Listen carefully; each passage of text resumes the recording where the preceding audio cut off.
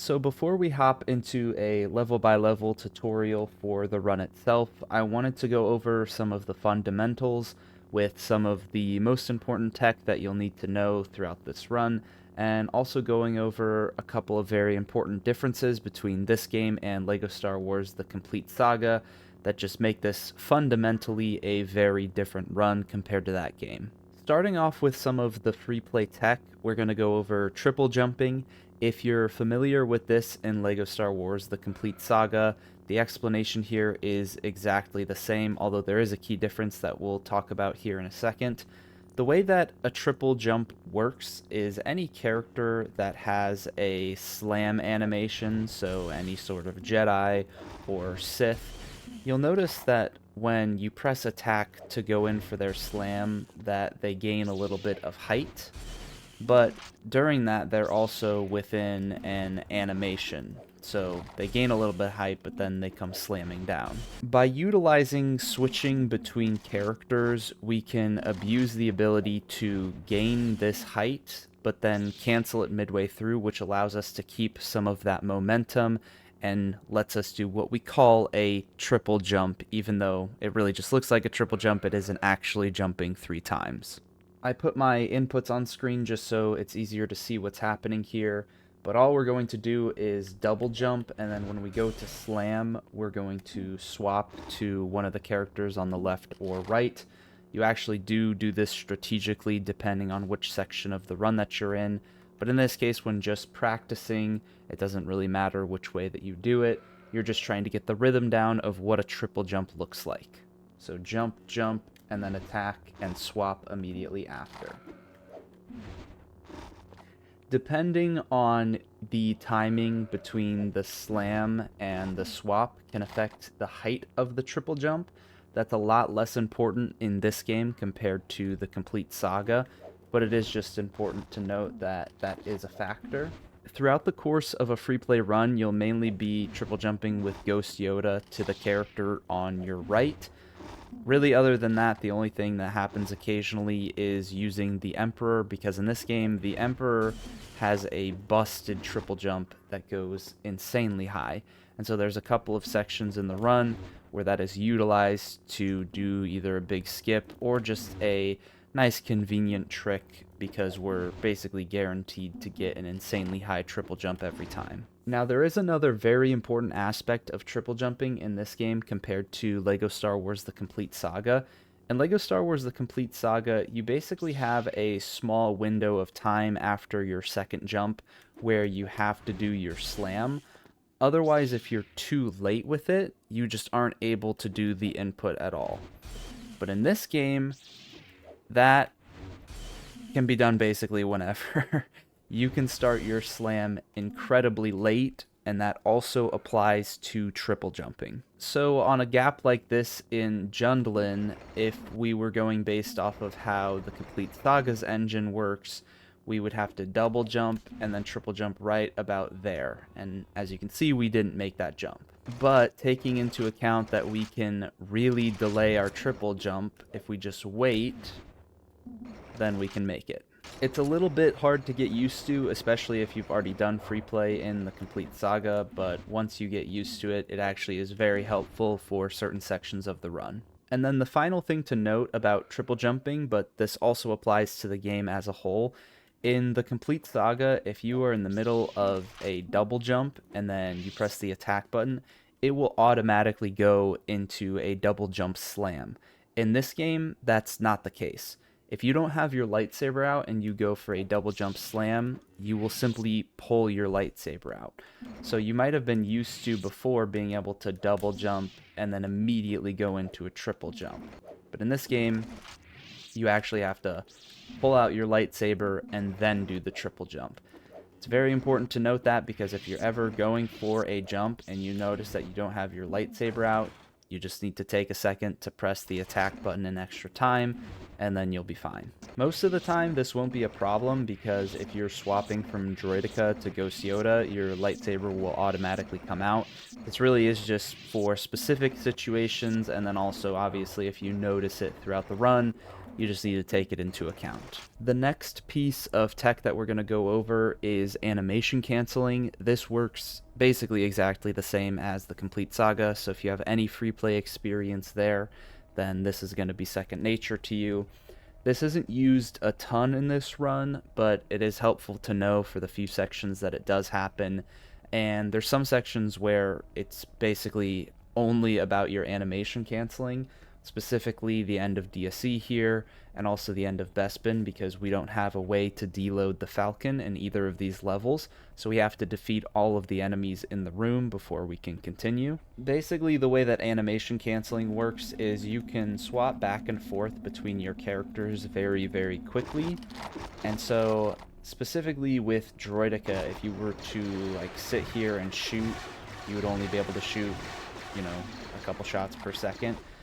But if we utilize the animation canceling feature, then we can be taking shots and then canceling the animation, which allows us to refresh the ability to press the attack button over and over and over again. It's also very important to note that for speed reasons, if you're on Droideka, you should be learning to swap left to right instead of right to left. Yoda has a slower walking animation, and so you would just be losing time compared to just the normal blaster character that you're going to get towards the left. So in practice, this basically just looks like pressing the attack button and then immediately pressing your triggers back to back, and that will allow you to attack very, very quickly.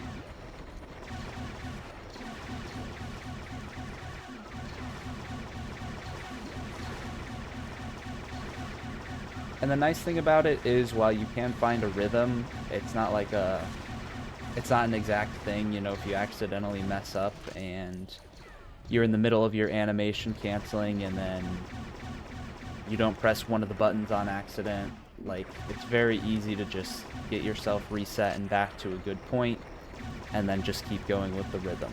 You can also use the bumpers instead of the triggers, just depending on what you're comfortable with. Either way is totally fine. The next piece of tech that we're going to go over is Yoda clipping. This is very different than the Complete Saga. This game is not just broken to the point where you can just Yoda clip with Droideka into basically any ceiling that you want. This game is a lot more strict when it comes to that, and the method of Yoda clipping is much different. So in the Complete Saga, you're used to double jumping and then doing a triple jump into a ceiling to clip through. That just doesn't work here in any level. The only time that we ever do this where we just straight up clip through something is when there's something weird with ceiling collision, and that only happens like maybe 2 times in the run. Instead, we're actually going to use Yoda's Jedi Slam animation, which also moves our hitbox. And for whatever reason, with how the game is programmed, if you ever do this slam and there's a ceiling above you, you just go through the ceiling. So this is a good example here that I'm just fully in the ceiling and have clipped through what otherwise would be a solid object. So for this room of Carcoon specifically, if we do a double jump slam and then swap to Droideka, we just go straight through the wall. That's how Yoda clipping in this game works in general, and then I'll get more specific as we go level by level. To finish off, I just want to go over a couple of miscellaneous differences between this game and the Complete Saga. These aren't really categorized into anything, but they're important things to note when it comes to learning the free play for this game. The first one I'll keep very brief. It has to do with Yoda's slashing animation. If you do a jump slash with Yoda, he actually gains way more height than you might be used to if you've played the Complete Saga. So just to get a side angle view here, if I just click jump and then attack to do a slash, you can see how much Yoda kind of bounces up when he goes into his slash attack. That can be very useful for clearing certain gaps within the run, but then it also can hinder us a little bit, because if we're doing, say, animation canceling to move a little bit quicker, we just can't get as many slashes out because they take a lot longer to get through the animation. Another big difference in this game is that your player 2 can only call in when on screen.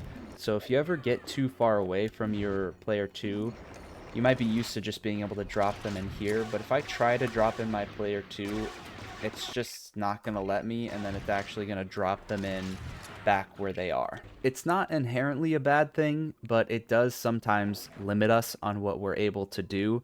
If you don't 1P2C with both of your characters to get them to this section, then you can't just call in your player 2 to force both sides of these. You instead just have to do it with one player. And actually, if I try to call in my player 2 while I'm here, it's going to call in my player 2 and auto drop out my player 1 over there on the platform. So it's just important to keep that in mind, and it's also notable because that means there's a lot less 1P2C in this category compared to other free play categories. The last little thing to note here is that depending on which platform you're playing the game on, you can't do double swapping, where if you press a trigger and a bumper quickly back to back, you can swap basically twice in a row. So I'll just show you here for Dolphin Emulator. If I try to press 2 at a time, it will only allow me to press 1 at a time. Whereas if I get them into more of a rhythm, I can press them separately. And so the fastest method to swap multiple characters, if you're needing to get to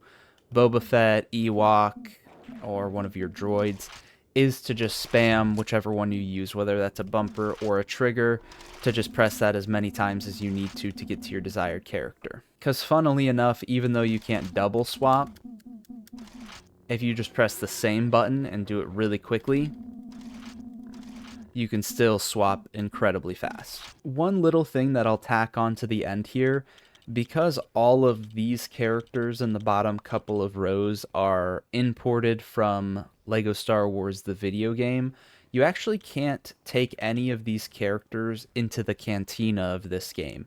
That's very important to note for our character management, that we will never be Droideka rolling through the cantina. That'll become more apparent as we go level by level and talk about the cantina movement in between each of them, but I just wanted to mention it here since it is a significant difference compared to the complete saga. But that's going to be it for the free play fundamentals of LEGO Star Wars 2. We are ready to jump into the run.